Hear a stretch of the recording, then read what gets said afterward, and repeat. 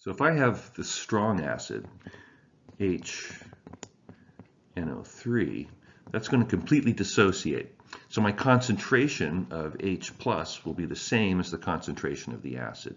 And my concentration is 0.001 molar, or 1 times 10 to the minus 3 molar. What does pH mean? pH means minus log concentration of H plus.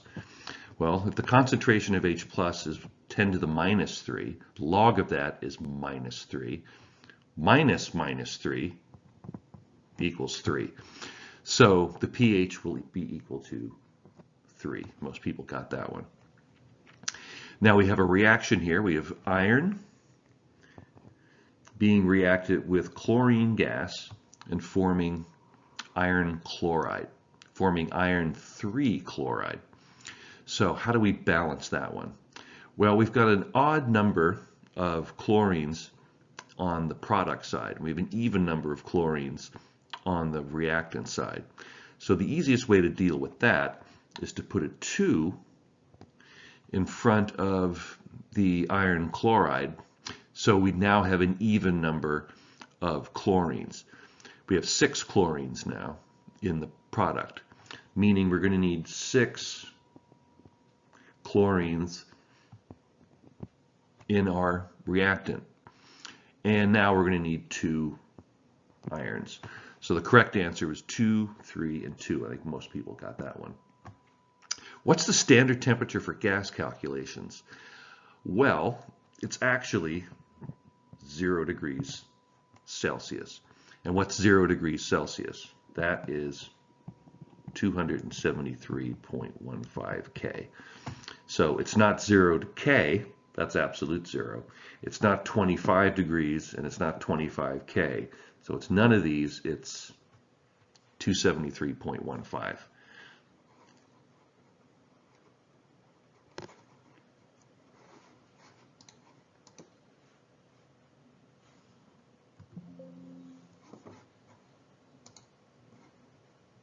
So, number 7. So how many moles of sodium hydroxide would be required to titrate half a mole of sulfuric acid? Well, for any of these titration questions, it's a reaction. And anytime we have a reaction, we are going to want to balance that reaction. So how do we balance this particular reaction? So I've got sodium hydroxide plus sulfuric acid. So what is that going to make? Well, notice we have 2 moles of H plus per mole of sulfuric acid. So that is going to take 2 moles of hydroxide ion to convert both of those moles of H plus to water. So I'm going to make 2 moles of water, because whenever we have a neutralization reaction, which this is, we have an acid and a base, that's a neutralization reaction. Our 2 products are what? Water and a salt. Well, there's water. What's the salt? Well, the salt is sodium sulfate. So we make Na2SO4. That's going to be aqueous. That's going to be a liquid. So for every mole of H2SO4, we're going to need 2 moles of sodium hydroxide. So if I have half a mole of H2SO4, I need twice as much sodium hydroxide. So that would be 1 mole. Next was the mass of 24 liters of argon at STP. And there was 2 ways to answer this. You could go all the way through PVNRT, all the way through PivNert, and calculate it, because you have all of the information you need. You have a volume, you have a temperature, and you have a pressure. So the temperature and the pressure, at standard temperature and pressure, the temperature is 273.15 K, and the pressure is 1 atmosphere. The volume is 24 liters, and R is a constant. So then you just calculate for N. An easier way to do it is to remember that at STP, 1 mole of gas is equivalent to 22.4 liters.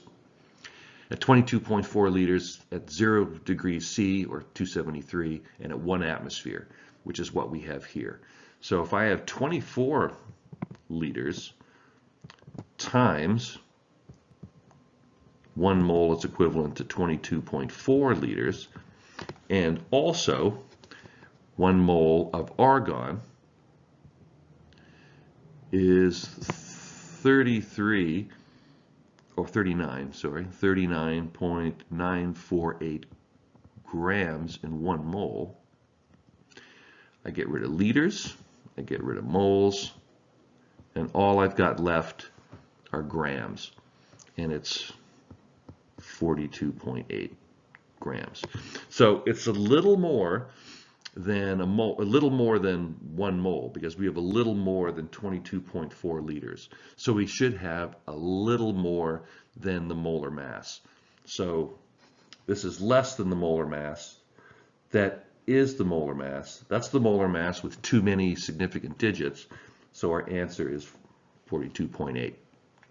Number 9, which of the following are weak bases? So bases that don't completely ionize. Well, you should all know by this time that sodium hydroxide is a very strong base. Also, magnesium hydroxide is a very strong base as well, because all of the hydroxides of group 1 and group 2 are strong. They completely dissociate. So that leaves rubidium hydroxide at the bottom.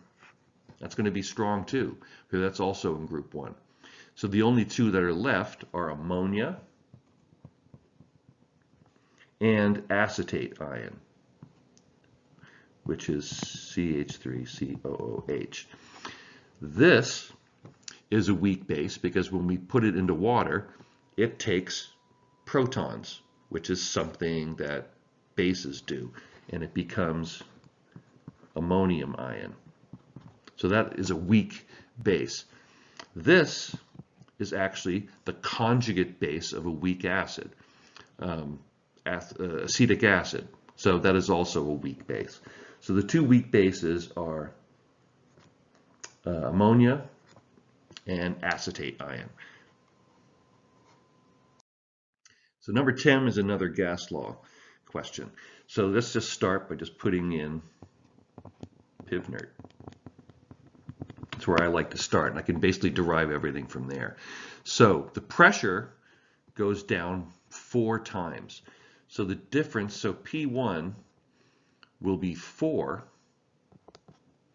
and P2 will be 1. So the second pressure is 4 times lower than the first one. And the absolute temperature also goes down. It says it was reduced by half. And since it's the absolute temperature, we're talking about temperature in Kelvin. So that's what we want. So T1 is going to be 2 at the beginning and 1 at the end. So T2 will be half of T1. So basically what we're changing is pressure. We're changing the pressure and we're changing the temperature. And everything else is going to remain constant. So what are we dealing with? So, and we have to figure out what volume is, because that's what the question is. So let's rearrange PivNert to get pressure, volume, and temperature on the same side of the equation, because those things are changing and everything else isn't. So to do that, we just divide both sides by T. So that PV divided by T is going to be equal to NR. Well, N is the number of moles of gas. And that isn't changing, because that's in a balloon. We're not taking gas out, we're not putting gas in. The number of moles of gas molecules isn't going to change. And R is a constant, so that isn't going to change. So what does that mean? That means that P1, V1, T1 is going to be equal to P2, V2, T2. and P2, P3, V3, T3. They're always going to be equal to the same thing. So if this is a constant, these two things are equal to each other. So let's just figure out what V2 is, because that's what we're being asked. So to figure out what V2 is, then we would isolate V2 by itself. So we're going to divide both sides by P2. So we'll put P2 over here. And we're going to multiply each side by T2. So I'll put T2 up there. That leaves me with V2 is equal to this expression here. Now I can just plug all those numbers in. So V2 is, P1 is 4. P2 on the bottom is 1. T1 is on the bottom, that's 2. And T2 is on the top, that's 1. So we have 4 divided by 2 equals 2. So if the initial volume was 1 liter, the final volume will be 2 times that, or 2 liters. So our answer is C, 2 liters. And when you think about it, that makes sense, because the pressure goes down by 4. That should increase your volume 4 times. But the temperature goes down by a factor of 2. That should reduce your volume by 2. So you're multiplying by 4 and then dividing by 2. What is that? You're changing it by 2. So 2 liters. Okay.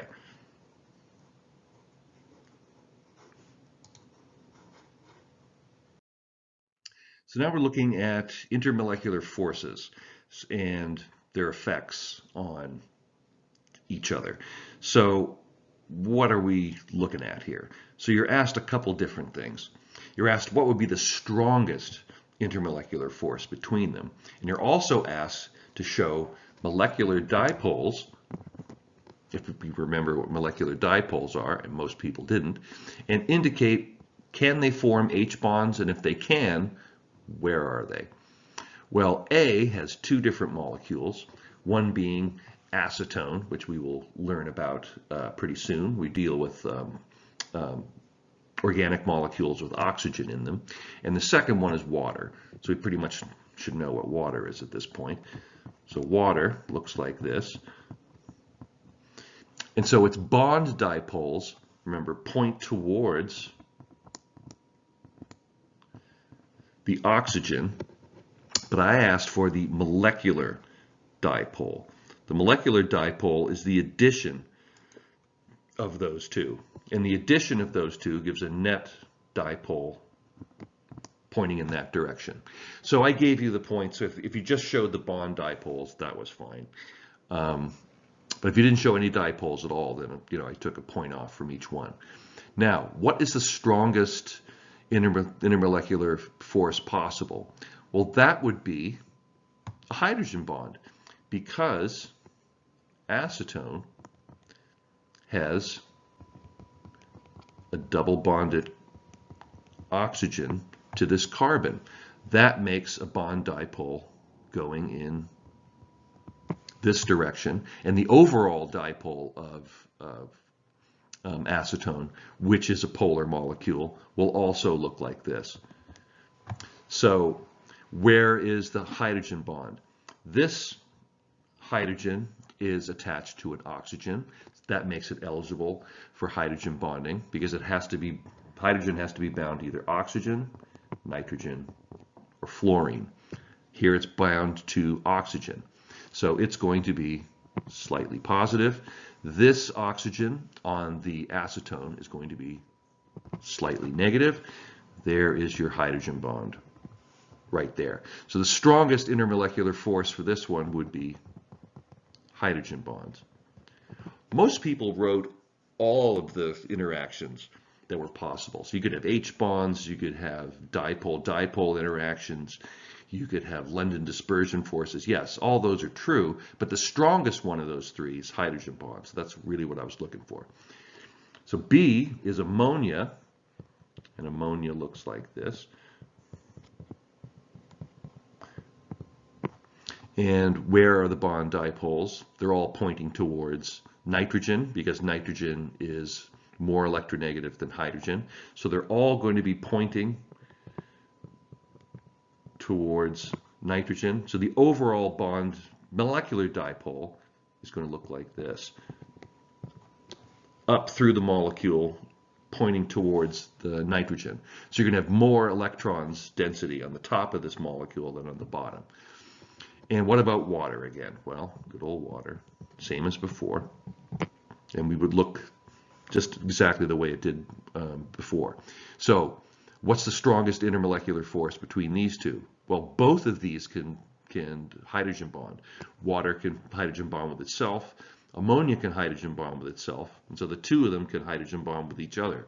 And there's a number of different hydrogen bonds possible, because all of the hydrogens here are bound to either nitrogen or oxygen. So they're all eligible for hydrogen bonding. They're all going to have a slightly positive charge.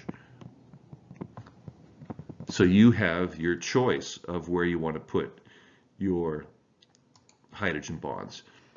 They can go from the ammonia hydrogens to the oxygen. That's a hydrogen bond. They could also go from the water hydrogens to the nitrogen. So this is also a hydrogen bond. So there's two different hydrogen bonds available there. So obviously the strongest intermolecular force here are hydrogen bonds. And then finally with C, we have acetone again. And it's interacting with C4H10, which we now know is butane, and just looks like this with hydrogens everywhere. So notice with this molecule, there are no dipoles. There are no bond dipoles. It is a non-polar molecule. So it is incapable of forming dipole-dipole interactions because it doesn't have a dipole. It is not capable of forming hydrogen bonds because it doesn't have an oxygen, a nitrogen, or a fluorine. Also, if we look at acetone, it can't form hydrogen bonds by itself either, because it doesn't. The hydrogens on acetone are connected to carbon, so they're not going to be slightly positive. So basically the only interaction that can form with this one are London dispersion forces. I have a non-polar molecule and a polar molecule. The only thing they can do with each other is London dispersion force, and that will be the strongest of those. So there's no molecular dipole there, and the molecular dipole for acetone is the same as it was before, up through the oxygen. Okay. Okay, so next question is a Pivnert question, and also a limiting reactant problem. So the first thing, whenever we have a reaction problem, got to write out what the reaction is. So we have hydrogen gas and chlorine gas. Well, what is hydrogen gas? Well, we should know by now, if I can get this pen to work.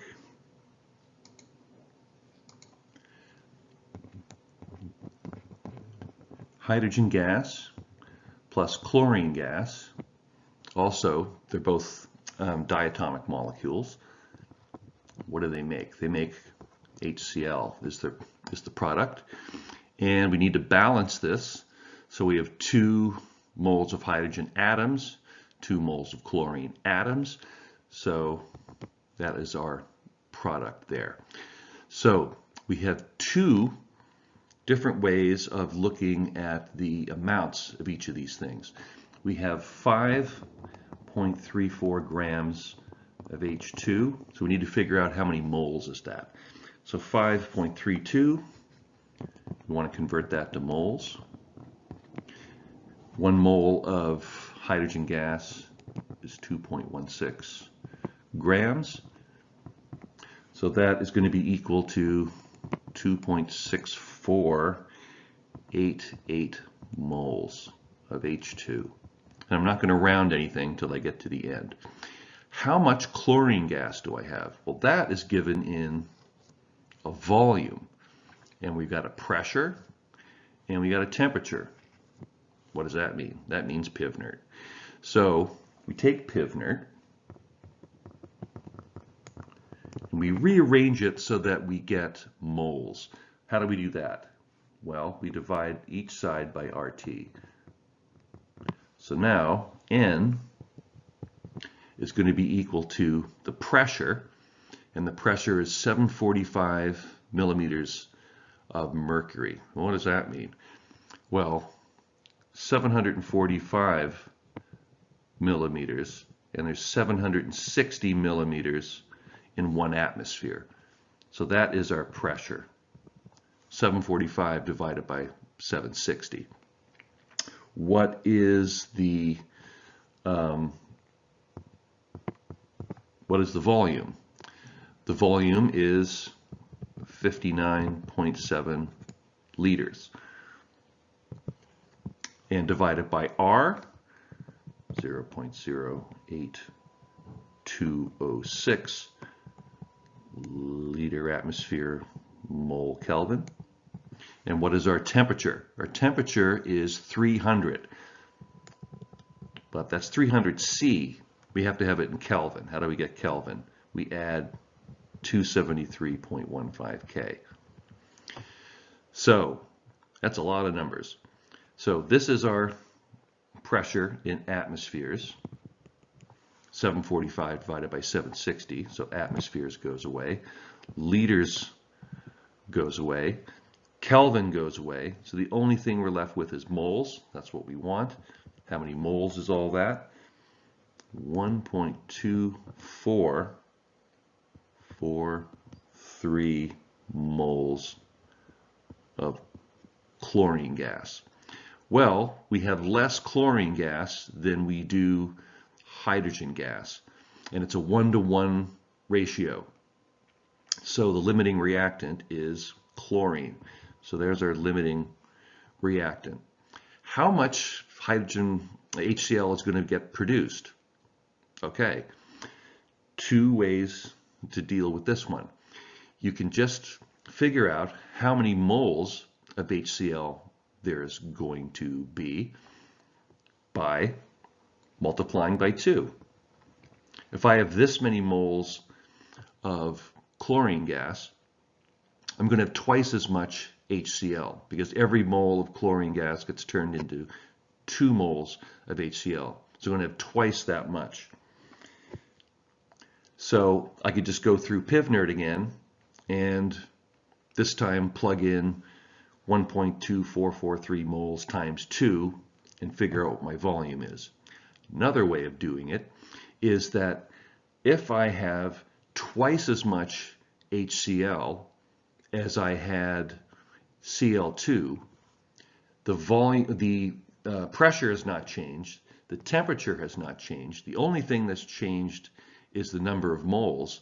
Well, if I have twice the number of moles, then I'm going to have twice the volume as well. So if my initial volume of chlorine gas is 59.7, I just multiply that by 2.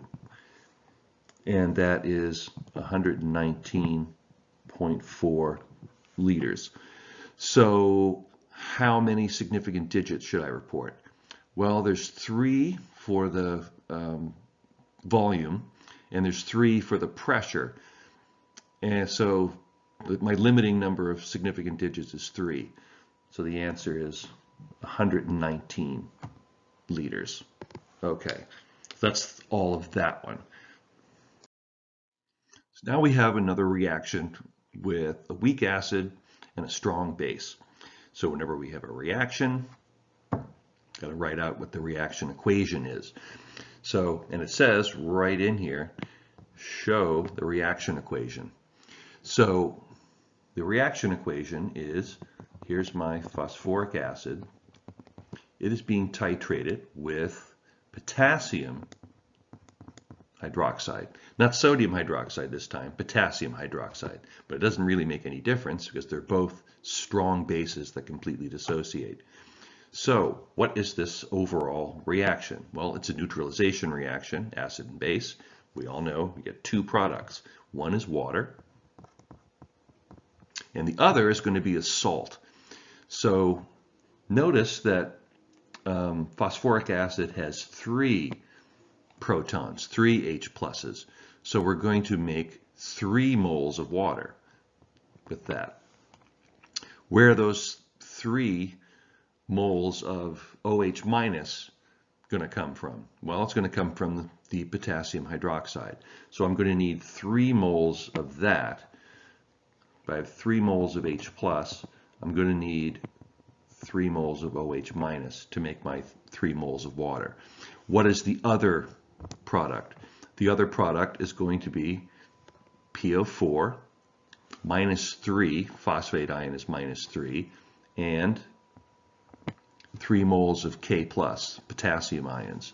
So this is my other product, potassium phosphate. That will be aqueous, this will be a liquid. So that is my overall reaction. Now I need to figure out how many moles of acid and base do I have? Well, the question is, I have a solution of phosphoric acid, so I don't know what the concentration is. But I do know that I have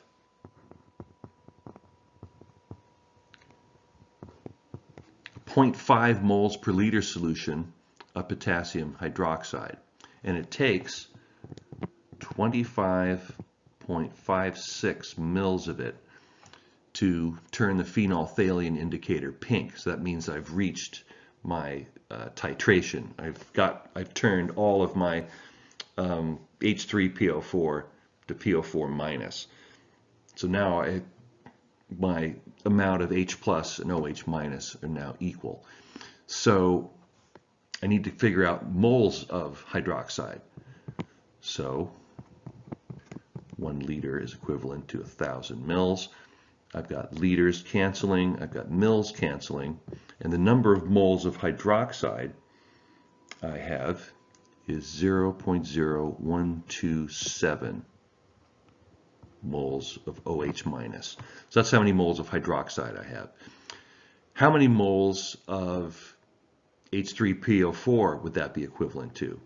Well, it takes 3 moles of my hydroxide ion to completely turn 1 mole of H3PO4 to its conjugate base. So what am I going to do? I am going to multiply that number, because I want moles of H3PO4, and I want to get rid of moles of KOH. Well, what's the relationship between those two? We always go back to the equation, the balanced equation, and the ratio is 1 to 3.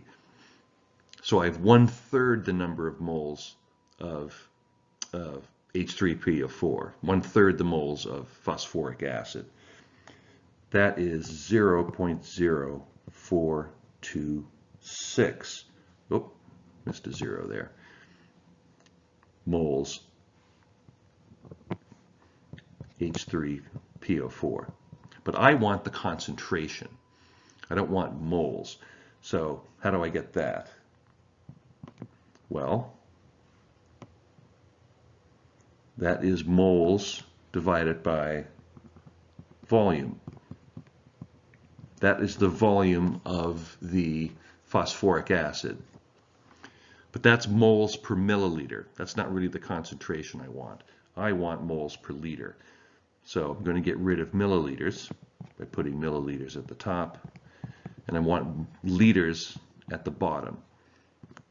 That gets rid of milliliters, and now I have moles over liters, and that's what I want. So I got 0.2137 moles per liter, or molar. And that's what our concentration should be. Now, how many significant digits? I have 4 significant digits for both the volumes of the base and the acid, but I've only got 3 significant digits for the concentration. So I'm limited by my 3 significant digits for concentration of base. So I go 1, 2, 3. My final answer is 0.121 molar. Okay.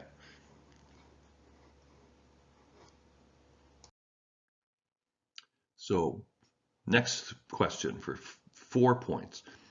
What would be the pH of that previous solution? So you have to look at all of the concentrations and volumes, everything of the previous question. But this time we've added 30 milliliters of hydroxide solution, meaning we have gone past the equivalence point. Now we have more hydroxide. So how much hydroxide did we add to get to the titration point? So we added, whoop, let me get the pen working here. We had 25.56 milliliters. Well, at that point, all of the hydroxide had been consumed and turned into conjugate base. So the strong base gets turned into conjugate base of the weak acid. All of the hydroxide basically has been turned into water at this point. So I don't have, at 25.56, I don't have, the only hydroxide ion that would be around would be that which is normally in water. So a very, very low concentration. But I have added 30. So now I have an excess of 4.4 mils or milliliters. That's how much extra hydroxide's been added to the solution. How many moles is that? Well, it is moles per liter, and I want to convert that to 1 liter, 1,000 mils. Mils goes away, liters goes away, and I'm left with moles. How many moles is that? That is 0.00222 moles of hydroxide. So that is now the number of moles of hydroxide I have in my solution, because I have an excess of hydroxide. I've gone past the equivalence point. When you go past the equivalence point by adding strong base, now your solution should be basic, meaning it should be greater than 7. So if your answer was less than 7, that doesn't make any sense, because we've added more hydroxide than we need. And if there's more hydroxide than we need, it's going to be automatically a basic solution. How basic is it going to be? Well, that's how many moles of hydroxide we add. We need to figure out what's the concentration of hydroxide. What's the total volume? Well, the total volume is 30. That's the amount of hydroxide we've added, and the volume of the acid that was there before, which is 35.10 mils. So that's 65.10 milliliters. What's our concentration of hydroxide? So 0.00222 moles divided by 65.10 mils. But of course, concentration has to be in liters. So I want liters rather than milliliters. That gets rid of my milliliters. So what is my concentration of hydroxide? My concentration of hydroxide is 0.03410 molar. So that's how much, that's the concentration of hydroxide. But we don't really want the concentration of hydroxide to figure out pH. pH means minus log the concentration of H+. How am I going to get from concentration of OH- to concentration of H+? Well, that comes from Kw, which is the equilibrium constant of H plus and OH minus in water. If you remember, the concentration of H plus and OH minus multiplied together is always going to be equal to 1 times 10 to the minus 14. So if I have more acid, if I have more H plus, the amount of OH minus goes down. If I have more OH minus, the amount of H plus goes down. But when I multiply them together, I always get 1 times 10 to the minus 14. So the concentration of H plus is going to be equal times 1 times 10 to the minus 14 divided by 0.03410 molar. That concentration is going to be low because we have relatively high hydroxide ion concentration. We're going to have really low concentration of H plus, 2.933 times 10 to the minus 13. So really, really low concentration. How do we get from concentration of H plus to pH? Remember, we take the log of the concentration of H plus, which is this number right here, and the log of that number is minus 12.5. So it's a low, low number. And then we take the minus of that. So the pH is 12.5. And that makes sense when you think about it, because that is very basic. We have a relatively high concentration of hydroxide ion, and so we should have a fairly high pH, and 12.5 is really, really high. So that's how you do that particular question. We don't have to do an ice table because we have much more strong base than we do. We don't have any weak acid at this point. It's all been converted to conjugate base. So we have some conjugate base, which is very weak, and we have a strong base, which completely deionizes. So the contribution to the pH of the strong base is much, much greater than the weak base. We don't even need to worry about the concentration of weak base because its addition to the pH will be minimal, if anything. So we're just worried about the concentration of strong base for this particular question. Okay, let's move on. All right, question 4 is another reaction question where we're producing a precipitate. So what are the reactants? What is the product? Well, we have two reactants. One is aluminum nitrate. So we need to write down what the reaction equation is.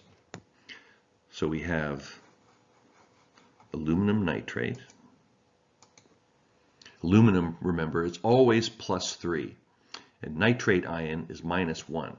So our aluminum nitrate is going to be AlNO3, 3. That's going to be in solution. Nitrate ions are pretty much always soluble. So we have aluminum nitrate. What is the other? Phosphoric acid. Phosphoric acid is H3PO4. And it says a precipitate of aluminum phosphate is produced. Well, aluminum, is, like I said, is always +3. Phosphate is always -3. It's a polyatomic ion. So our product is going to be aluminum phosphate. That is our solid precipitate. What is the other product? Well, the other product comes from the anion that was in solution with the aluminum, that's nitrate, and the 3 protons that are attached to PO4 -3. What is that? That is HNO3. Because nitrate is a -1 charge, H plus is a +1 charge, you're going to make HNO3, and there's 3 of each one. So those are your two products. This will be aqueous, that is nitric acid, and your precipitate will be aluminum phosphate. So What's the maximum mass of precipitate that can form? Well, to figure that out, you need to know how much of each reactant is there. And so how much reactant do we have? Well, let's look at aluminum nitrate first. So I've got 1523 mils. I don't want mils. I want liters. And our concentration is 0.30 moles per liter. So mils, liters, left with moles.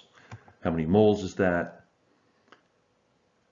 That is 0.005335 moles of aluminum. Now I need to know how much phosphate we've got.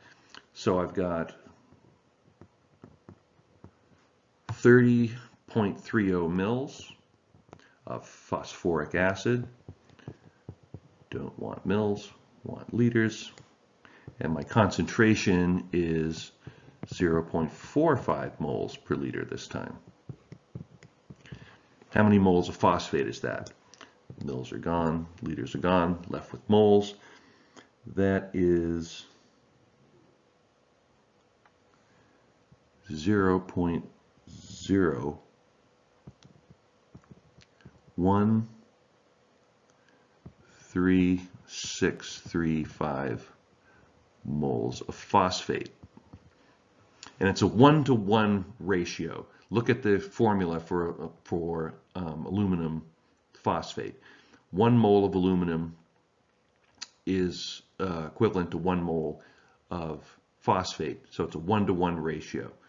So whichever one we have least of, that's going to be your limiting reactant. Well, we have less aluminum. So this is our limiting reactant.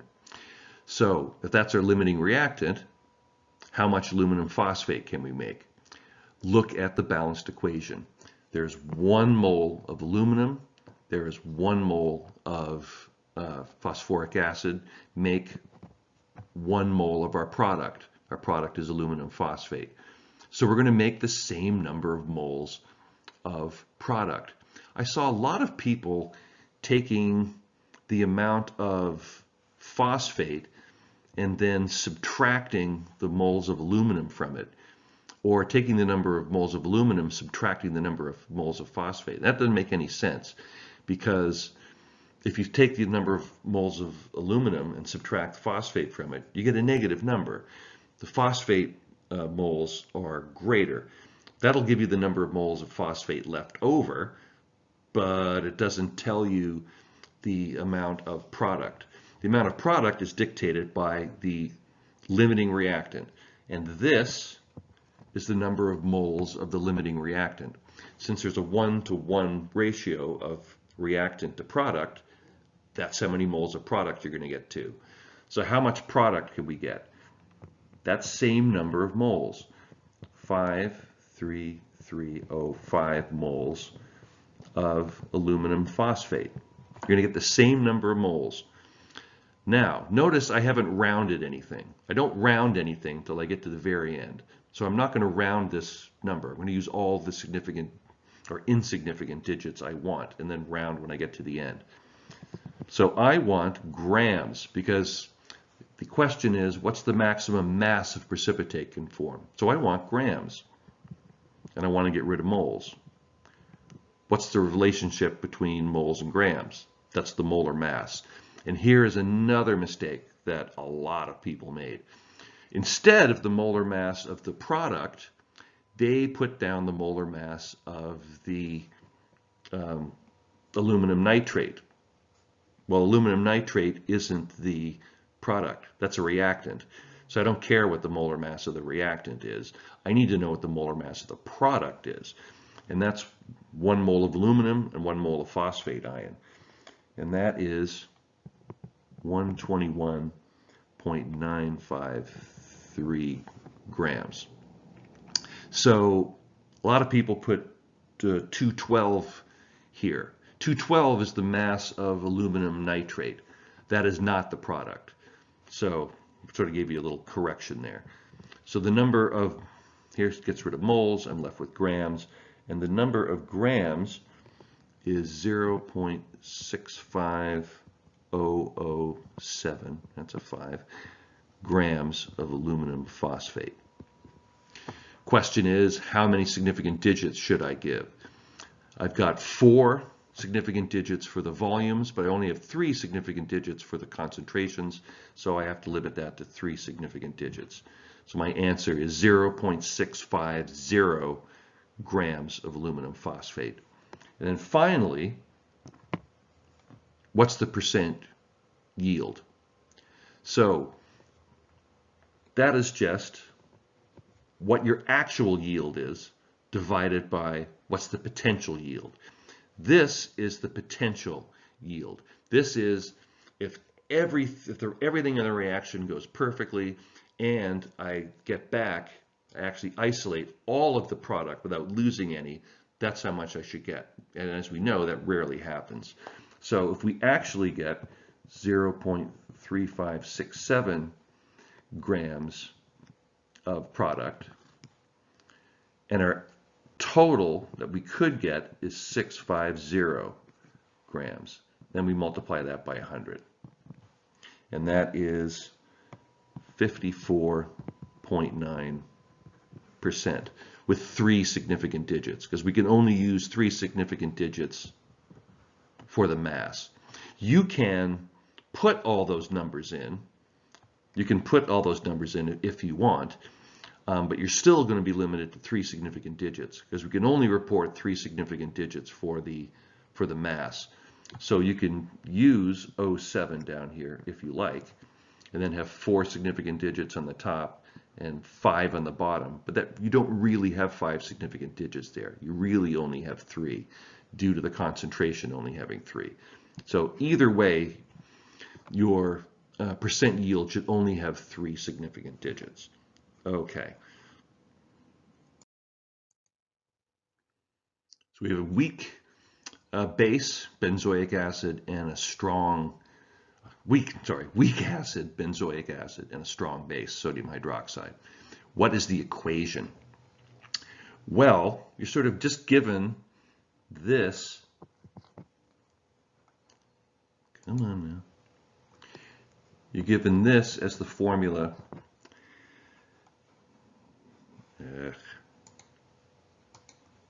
You're given this as the formula, let me draw, there we go, as the formula for the acid. So the H there is to let you know that that's the one that's lost. So the conjugate base will just be C7H5O2 without the H. So what's the equation? Well, NaOH is your strong base. Benzoic acid with the H at the front is your weak acid. Weak acid, strong base. What do you get? Well, you get water is 1, and you get the salt. And the salt will be what's left of the benzoic acid, which is benzoate. That is your conjugate base plus the sodium. So you'll just have sodium C7H5O2. We will learn that benzoic acid looks like this.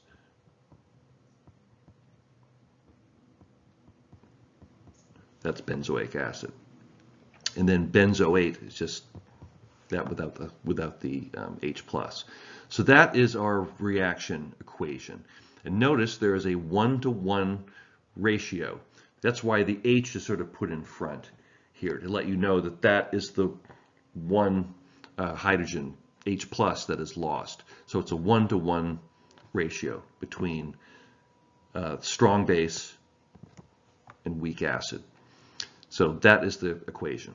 So if it takes 45.5 milliliters of the diluted, and this is key, the diluted sodium hydroxide solution, because it's mentioned in the first part of the question that I have a stock solution of 1 molar sodium hydroxide. And I take 40 mils of that and I dilute it to 250.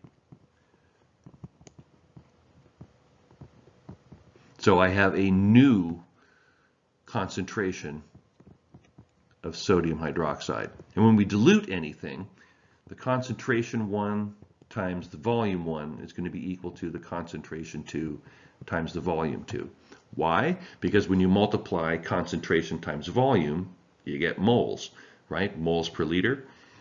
And so you may be saying to yourself at this point, hey, but you've got milliliters there. You didn't convert to liters. Well, you don't have to, as long as your volume has the same units. As long as your concentrations has the same units and your volume have the same units, you can just multiply and divide them, and they will cancel each other out. So 1 times 40 equals 250 times our new concentration, our final concentration of sodium hydroxide. And that is going to be equal to 0.160 molar. And a lot of people forgot to do that. They used the stock solution. And a lot of times in a lab, you will make concentrated solutions of things you're going to be using a lot, because it's much easier to dilute something than to make just a fresh solution each time. It's a real pain to make like solutions, like dilute solutions using solid sodium hydroxide. It takes a long time to dissolve it and then all that stuff. Much easier just to take a concentrated solution and then dilute it. That takes just seconds to do. So you measure out 40, you dilute it to 250, boom, now you have a working, what we call a working solution. And our working solution is 0.160 molar. So what is our concentration of the benzoic acid solution? Well, we can do the exact same thing. Concentration acid times volume of acid is going to equal concentration of base times volume of base. We can do that because there's a 1-to-1 ratio. If it was a 2-to-1 ratio, we would have to put a 2 in front of either the acid or the base, depending on which one was in the lower concentration. But since they're equal concentrations, I can just put moles, because this will be moles of acid, will be equal to moles of base. How do we know that? From the balanced equation. So I have, what's my concentration of base? Up here, 45.5 mils of, there's my working solution, my diluted sodium hydroxide solution, 1.60 molar. It's going to be equal to how much, what's my volume of the benzoic acid solution? 50. So 50 mils times my concentration of acid. So my final concentration is going to be 1.60 molar, divide each side by 50 mils. Mils cancel, and now so my concentration of acid will be 0.160 times 45.5 divided by 50. So it's going to be a little bit less than the concentration of base. And the concentration comes out to I have it here somewhere. Yeah, 1.456 molar. So how many significant digits should I use? Well, I have 4 digits for the initial amount of base that I use to make the stock solution, but everything else has 3. All my concentrations have 3. All the volumes of my solutions have 3. So I'm going to need 3 significant digits. So 1, 2, 3. This is going to round up to 0.146 molar. So that is my solution of benzoic acid. Let's look now at the last part. So now we come down to one of the harder questions. But this is something that we did in the workshop, so a lot of people got it. So what is it we're dealing with here? We're in the middle. We haven't completely added enough sodium hydroxide to convert all of the weak acid to conjugate base. So we're midway, we're somewhere in the middle. And the pKa of benzoic acid is 4.20. So how are we going to figure this out? Well, in these situations, we need to figure out how many moles of weak acid do we have and how many moles of conjugate base do we have. Why do we need to figure that out? Because the pH of our solution is going to be equal to the pKa of our weak acid plus the log of the amount of conjugate base divided by weak acid. What is that? That is our Henderson-Hasselbalch equation. Remember? So concentration of base over the concentration of the weak acid. And so if we have more conjugate base, our pH will be higher than the pKa, which makes sense. If we have more base than acid, we should have a more basic solution. If we have more acid than base, our pH should be lower than the pKa, which also makes sense because we should have, if we have more acid, it should be lower. So, but we need to figure out how many moles of conjugate base do we have and how many moles of weak acid do we have.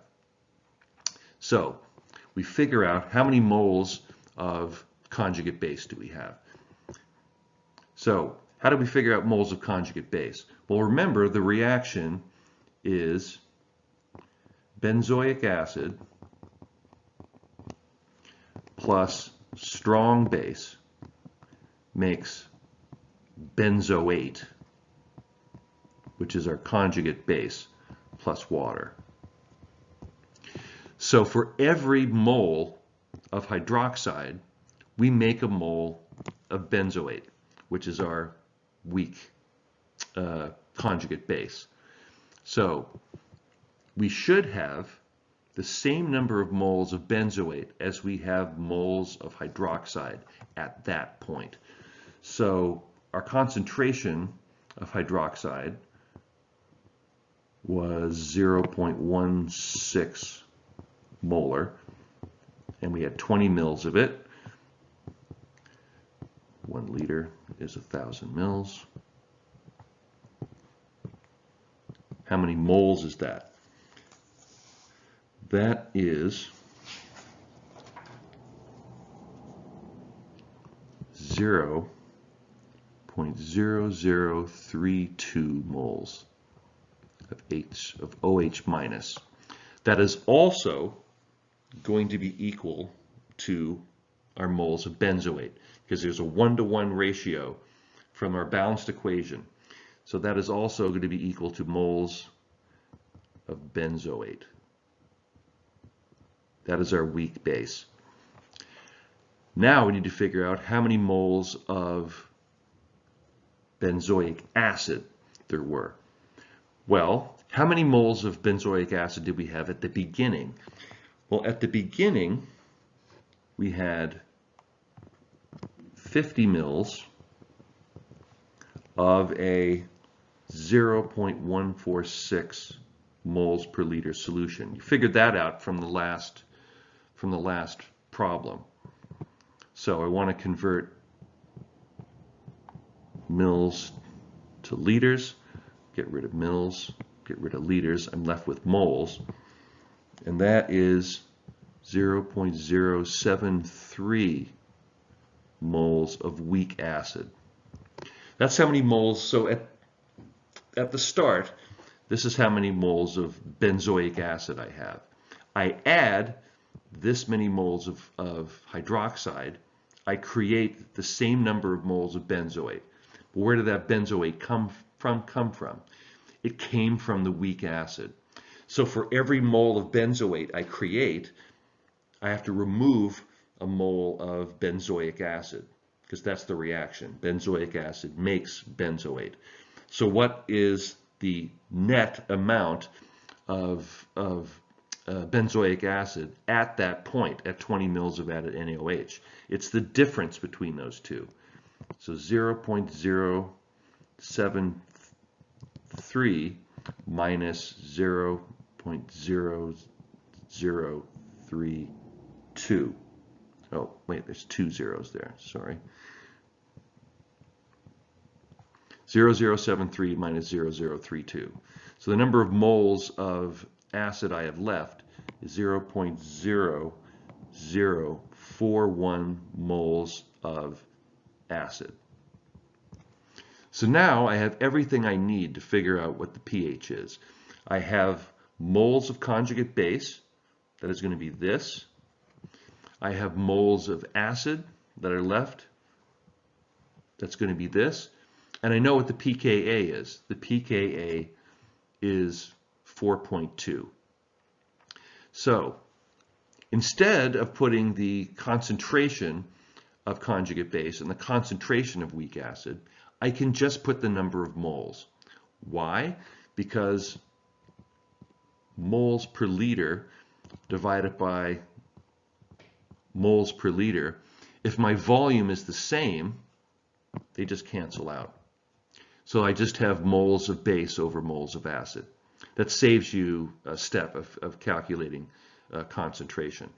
So finally, we come down to pH is equal to pKa, which is 4.2, plus the log of that ratio, 0.0032 over 0.0041. That is the log of 0.7805. That's my ratio. The log of that is minus 0.1076. That is the log of this number. So it's going to be negative because it's less than 1, but it's not much less than 1, so it's going to be a fairly small number. So our pH is 4.20 minus 0.1076. So the final answer is 0.49. And when you think about it, that makes some sense because, as we mentioned, you have more acid than base. You have slightly more acid. You have 0.041 moles of acid, you have 0.032 moles of base. So you have slightly more acid than base, so your pH should just be slightly less than the pKa. And here it is, it's slightly less. It's like basically 4.1 rather than 4.2. So basically I gave credit to people who were able to do this, obviously. But what I really was looking for, can you figure out the Henderson, you remember the Henderson-Hasselbalch equation and what it's for. Most people actually who tried this problem did it correctly. Very few people got it wrong. So that was excellent for the people who actually tried it. So let's look at the final bonus. Okay, not too many people actually even tried this, which was a little disappointing because, you're going to get some credit just for trying, just for writing anything down. So basically the answer is, what do you name this compound? So that was like in the very last, why it was a bonus extra hard evil question, because that was in the very last lecture before spring break. So if you had remembered some of the rules, you did okay. I think one person actually got this right, so I may have made it a little too evil. But anyway, as we will learn, and we have been learning in the last couple classes, when you want to name something, the key is to figuring out what's the longest continuous chain of carbons. That is going to be your base. That's going to be like the root family name. So obviously there's a lot of ways to look at this. We can start here. Oop, let me, why is it not letting me draw? We can start there. We can start there, we can start there. There's a number of different places to start. But if you start with this carbon, that actually gives you the longest run of carbons. So that's 1, 2, 3, 4, 5, 6, 7. And then we could go 8, 9, or 8, 9, 10. So the longest continuous run of carbons is 10. And there's no double bonds, so that means it's an alkane. 10 alkane, that means it's a decane. So if any, I think a few people came up with decane, so I gave them definitely partial points for that. So next is figuring out what substituents are on that particular run. So our run goes this way, down this way, and down this way. So anything that's not connected to those is a substituent. So we've got a substituent here, we've got one there, another one there, one there, there, and there. So now it's just a matter of naming each one and saying which carbon they're connected to. So we do this in alphabetical order. Let's just start with just CH3, but let's start with methyls. How many methyl groups do we have? We've got 1, 2, 3. So we've got a trimethyl, and it's at position 3, 4, and 7. So we've got 3, 4, 7 trimethyl. Let's look at ethyl groups next, with 2 carbons. We've got 2 of them. We've got one here, and we've got one there. So I've got diethyl. And where are they? At carbon 5 and carbon 7. So 5 and 7. I have 2 ethyl groups. And that's everybody except this group right here. That is 1, 2, 3 carbons. That is propyl. I finally remembered how to do this. There's 3 letters in propyl, and there's 3 carbons in propyl and propane. Ah, that makes sense. So I will remember that till the day I die now. So 3 carbons in a propyl group. And where is the propyl group? It is at position 5. So I have a 5 propyl. And we do it in alphabetical order, starting with ethyl. So E comes before M, which comes before P. So I would call it 5,7 diethyl, that comes first. 3,4,7 trimethyl, that comes second. 5 propyl, that comes third. Decane. Okay? So that was the answer to that one. Forgive me for making it too evil. I promise I won't make it quite as evil next time. Although maybe on the final I'll have something almost as evil as this. Okay.